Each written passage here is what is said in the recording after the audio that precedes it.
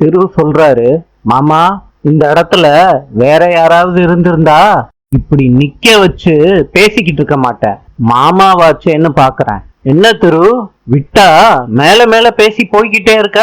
என்னமோ மொத்த பில்டிங்கும் இடிஞ்சு விழுந்து 10 பேர் செத்த மாதிரி ஒப்பாரி வச்சுக்கிட்டு இருக்க. யாருக்கும் ஒன்னும் ஆகல இல்ல, பொழைச்சுக்கிட்டாங்கல்ல. அப்புறம் என்ன? மாமாவோட சட்டைய திரு பிடிக்கிறாரு. வீட்டுல உள்ளவங்க எல்லாம் திருவ புடிச்சு இழுக்கிறாங்க. வேண்டாம் வேண்டான்னு சொல்றாங்க. திரு சொல்றாரு, மாமாவோட சட்டைய பிடிச்சு செத்தாதான் பேசணுமா? என்ன சொல்றாரு இவரு? செத்தாதான் பேசணுமா? சொல்லியா? வீட்டுல உள்ளவங்க எல்லாம் திரு கிட்ட சண்டை வேண்டான்னு சொல்றாங்க.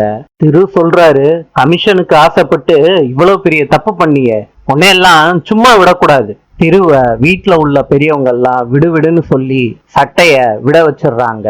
திரு சொல்றாரு, அத்தை என்ன பேசுறாரு பாருங்க. அம்பிகா சொல்றாங்க, திரு கொஞ்சம் பொறுமையா பேசு. காவேரியோட ஹஸ்பண்ட் சொல்றாரு, பாருடா சும்மா நடிக்காதீங்க. இவ்வளவு நேரம் பையனை பேச விட்டு வேடிக்கை பார்த்துட்டு இப்போ வந்து சொல்றாங்க பொறுமையா பேசணுமாமா. நாளை சந்திப்போம்.